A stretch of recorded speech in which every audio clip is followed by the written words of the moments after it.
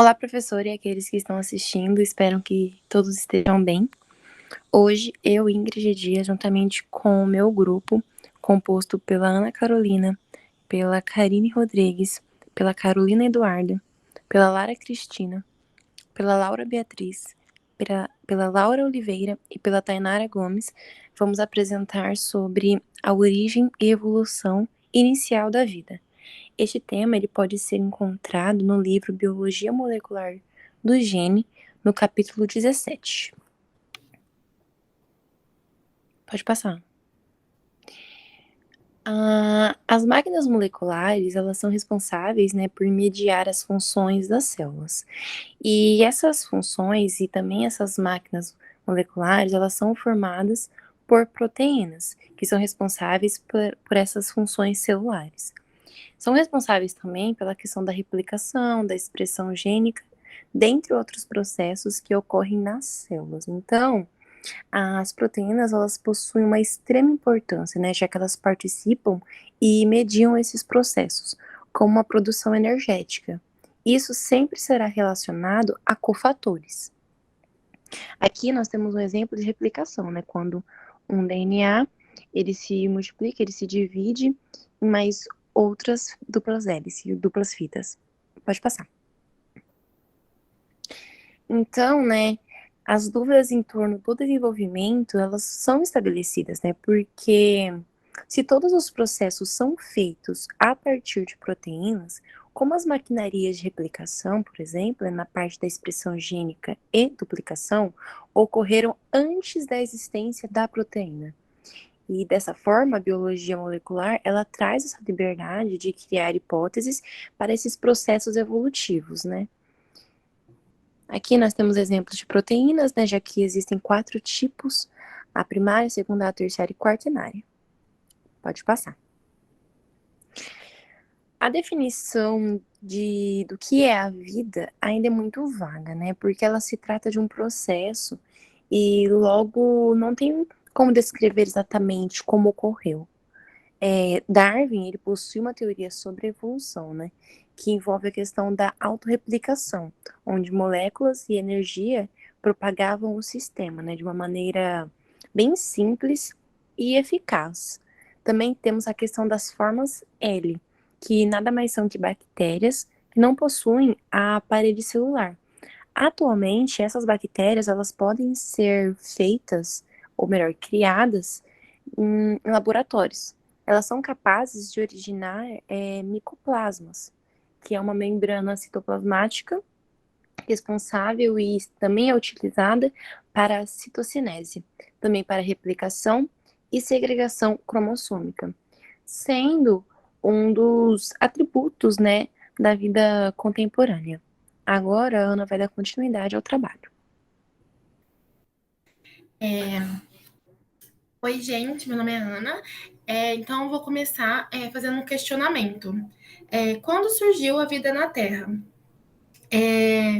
Se a gente for supor, né, que a vida ela surgiu na Terra, então a gente presume que ela não poderia ter surgido antes do aparecimento da água líquida, né? A Terra ela se formou ao longo de dezenas de milhões de anos, né, com sua Lua tendo surgido a partir de uma colisão com um projétil gigantesco.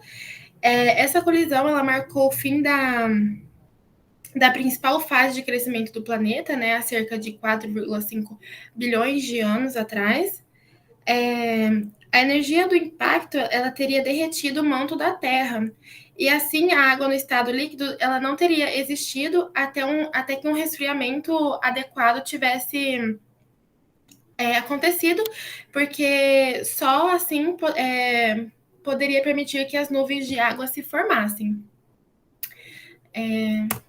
Tá. O éon geológico da formação da Terra, até cerca de 3,8 Ga, correspondente à idade das rochas sedimentares, é o Adiano, né?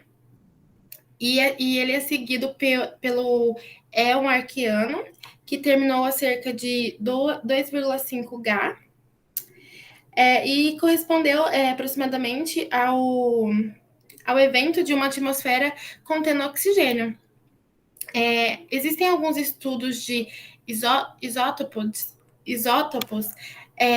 do mineral zircônico que indicam que os oceanos eles começam a formar em torno de 4,4 GA, e isso resultou em uma hidrosfera estável no éon adiano. Então, deixa eu passar. Então, é difícil, né, identificar formas iniciais de vida com segurança. Uma complicação na datação da origem da vida que a vida pode ter surgido de maneira independente em múltiplas ocasiões. Apenas uma forma de vida tornou-se o que hoje é chamado de último ancestral comum universal da vida, né? E esse último ancestral comum pode ter surgido antes ou mais tarde do que os primeiros fósseis. Bom, qual foi a base da química orgânica pré-biótica, né? O ano era de 1953 e foi reconhecido na história da biologia molecular, da biologia molecular pela descoberta da estrutura do DNA por James Watson e Francis Crick. E agora a Laura, ela vai continuar explicando mais um pouco. E agora eu vou falar um pouquinho sobre como a vida evoluiu a partir do mundo de RNA. Se o RNA ele pode servir como um carregador de informações e simultaneamente como um autorreplicase, ele poderia, em princípio, ter iniciado sem a necessidade de proteínas. E olhando por esse lado, a mutação e a seleção natural teria, assim, permitido o desenvolvimento de sistemas que teriam a capacidade de catalisar a formação de ligações peptídicas. Essa ideia que eu falei agora, ela é conhecida como a hipótese do mundo de RNA. E de acordo com ela, o mundo de proteínas teria evoluído a partir de um mundo de RNA primordial. A maior evidência que isso aconteceu, né, ela vem da existência de possíveis relíquias de um mundo de RNA, que inclui os introns, capazes de autoprocessamento, as ribosinas e as riboswitches, ou interruptores de RNA, além dos cofatores enzimáticos que contêm os nucleotídeos, né? E a ribosina do ribossomo, ela atua em um centro de carbono para criar a ligação peptídica. E aí acontece a reação mais fundamental no mundo de da proteína, que é catalisado por uma molécula de RNA. Aí nessa imagem aqui do lado, mostra a peptidiotransferase, e que ela atua em um centro de carbono, né, para criar a ligação peptídica. Pode passar. Agora eu vou falar um pouquinho eu vou começar falando, né, sobre as ribosimas autorreplicativas, que podem ser criadas por evolução. Então, geralmente, né, se pensa no RNA como uma molécula de fita simples, mas uma ribosima autorreplicativa, ela iria gerar um RNA de dupla fita, pela polimerização dos ribonucleotídeos e um molde de RNA que mais é complementar. E essa estratégia ela é conhecida como a evolução sistemática de ligandes por enriquecimento exponencial, que ela aproveita da enorme diversidade da sequência gerada pelas sequências de RNA aleatórias, né? Aí, no caso das ribosimas RNA polimerases, a evolução ela foi dirigida e foi realizada por 2 estágios que a Lara vai falar agora. Bom, eu sou a discente Lara Cristina da Silva Roberto e agora eu vou dar continuidade aqui na explicação do slide sobre as ribosimas autorreplicativas podem ser criadas por evolução. Bom, no primeiro estágio, foram selecionadas as ribosimas capazes de ligar a 3-hidroxila de uma molécula de RNA ao 5-trifosfato de outro RNA, em um molde complementar de ambos RNAs. Essa estratégia de ligação ela foi usada no primeiro estágio porque a química da formação de ligação fosfodiéster é a mesma da adição de um nucleosídeo trifosfato 3-hidroxila de uma molécula de RNA. Já no segundo estágio, uma ribosima ligase ela foi submetida a ciclos de diversificação de sequência, mas dessa vez a seleção foi para moléculas de RNA capazes de ligar nucleotídeos às suas extremidades 3. A seleção ela aproveitou-se de fato de que um alongamento na extremidade 3 causaria crescimento da ribosima. Essa estratégia chegou na criação de uma ribosima RNA polimerase, com cerca de 200 nucleotídeos, e ela é capaz de estender sua extremidade 3 de maneira precisa e dependente do molde por pelo menos 20 nucleotídeos, representando quase 2 voltas de uma hélice. Bom, ainda não se sabe a aparência dessas ribosimas RNA polimerase. Uma pista vem da estrutura de uma ribosima ligase com 120 nucleotídeos, semelhante à utilizada como ponto de partida para a evolução dirigida das ribosimas RNA polimerase. Apesar de vários experimentos, ainda está longe de uma ribosima que seja capaz de copiar-se inteiramente, porque é necessário uma ribosima que produza uma cópia completa e separada de si. Isso vai ocasionar outro problema conceitual, porque é difícil imaginar que uma molécula de RNA possa servir simultaneamente como molde para sua própria duplicação e como a polimerase que ela está fazendo a cópia. Em vez disso, é mais provável que a ribosima replicase primordial tenha tido que fazer uma cópia de uma molécula irmã, e isso teria gerado temporariamente um duplex RNA-RNA com 2 fitas complementares, uma sendo a replicase e a outra o complemento de replicase. E aqui na imagem a gente tem aqui no cantinho a gente tem uma imagem de como seria essa estrutura. As replicases mutantes aprimoradas não teriam vantagem seletiva na sopa primordial? Mas o que seria essa sopa primordial? Então, essa sopa primordial pode-se considerar uma sopa sem compartimentos, onde contendo uma população de ribosimas replicases. Aqui na imagem do lado, né, vamos representar a ribosima replicase na cor verde, né, e a replicase rara, que está aqui representada pela cor laranja, né.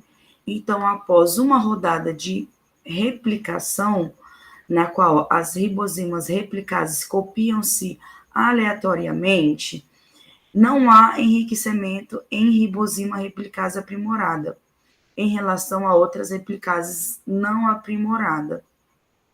Pelo seguinte motivo: as replicases não aprimoradas não têm a mesma probabilidade de se replicar quanto de se replicar a replicase. Bom, e acredita-se que as ribosimas replicáveis superiores, elas poderiam conferir vantagem de crescimento para a protocélula por meio de um mecanismo osmótico, e elas seriam replicadas pela polimerização de nucleotídeos que entrariam na protocélula por difusão através da membrana.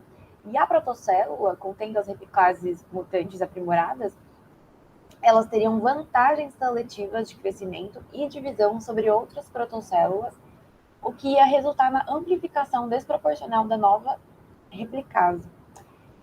Os lipídios simples, né, como os ácidos graxos e outros anfifílicos, que são componentes dos fosfolipídios, que são encontrados na membrana das células contemporâneas, eles possuem capacidade de formar pequenos sacos fechados, que a gente chama de vesícula, nos ambientes aquosos. E à direita aqui a gente pode ver a imagem, né, de ácidos graxos formando as vesículas com bicamada. As camadas, elas vão fechar ali espontaneamente em sacos para minimizar a interação com as moléculas de água na borda. E essas vesículas, elas ainda podem crescer pela adição de novas moléculas de ácidos graxos. E esse crescimento torna as vesículas instáveis e fragmentadas em vesículas filhas, sob agitação moderada. Desse modo, né, ao ter dependido de minerais de argila para catalisar seu surgimento inicial, esses compartimentos semelhantes às células para abrigar os polinucleotídeos poderiam ter se formado espontaneamente a partir da autoaglomeração de ácidos graxos e, finalmente, né, e pertinente, ao crescimento e à divisão das próprias células dirigidos pela osmose. Como postulado anteriormente, as vesículas e esses compostos lipídios simples, como os ácidos graxos, eles não são impermeáveis a nucleotídeos. A gente vê essa imagem aqui de um crescimento e divisão de vesículas lipídicas. Começa ali pelo crescimento, né, o agrupamento desses fosfolipídios, formando a vesícula, e através da força de cisalhamento, acontece ali a instabilidade dinâmica, ocorrendo a divisão dessa vesícula, formando vesículas filhas.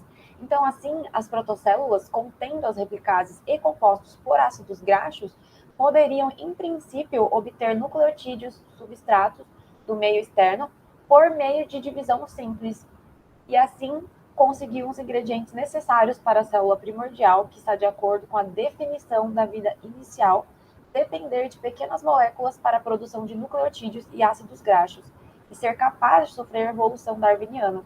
E de acordo com a hipótese do mundo de RNA, a célula primordial ela possuía um genoma de RNA que também era uma ribosima replicase e propagava em protocélulas semelhantes a vesículas. Bom, as forças osmóticas também geradas a partir da absorção de nucleotídeos em polinucleotídeos teriam dirigido as próprias células para crescer espontaneamente, né, se dividir nas protocélulas filhas. E como os pequenos grupos das ribosimas replicados estavam distribuídos em compartimentos mutantes raros, que também tinham capacidade aprimorada de replicar, eles teriam tido uma vantagem ali seletiva, permitindo a ocorrência da evolução. À esquerda aqui a gente vê na imagem, célula primordial, né, hipotética, que combina ribosimas autorreplicativas e também vesículas autorreplicativas.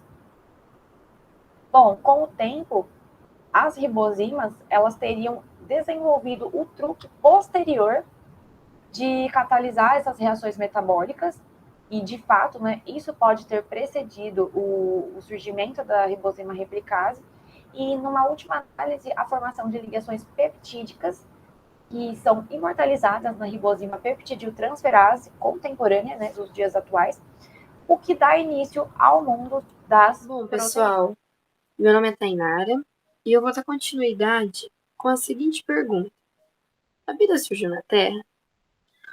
Bom, de fato, não sabemos como a vida surgiu na Terra. E dificilmente podemos recriá-la, mais especificamente os cientistas, né, em tubos de ensaio, né, em seus laboratórios. O que nós temos são teorias que nos ajudam a compreender como que a vida pode ter surgido aqui na Terra. E a questão de que o RNA era um material genético e se replicasse e que a compartimentalização teria permitido a ocorrência da evolução darwiniana foi uma grande evolução para o entendimento de como a vida teria surgido. E é importante falar que alguns pesquisadores eles acreditam em evolução metabólica e não em evolução genética. Outros pesquisadores também desconfiam de que a vida teria surgido na Terra, de que realmente teria surgido na Terra. Eles acreditam de que a vida teria vindo do espaço, de outros planetas, por meio de fragmentos, de meteoros, por meio de moléculas. E esse é o caso de Francis Crick, que ele acreditava que a vida havia sido semeada na Terra a partir de outro planeta. E esse é o caso da panspermia, né, a teoria da panspermia, onde ela fala exatamente isso, que a vida teria surgido na Terra por meio de fragmentos vindos de meteoros, né, do espaço. E por mais improvável de que essa teoria ela possa ser, né, ela carrega consigo as mesmas perguntas de como a vida teria surgido na Terra. Ela, assim como outras teorias, levam em questão a mesma pergunta e tentam dar resposta a essa pergunta de como a vida teria surgido na Terra.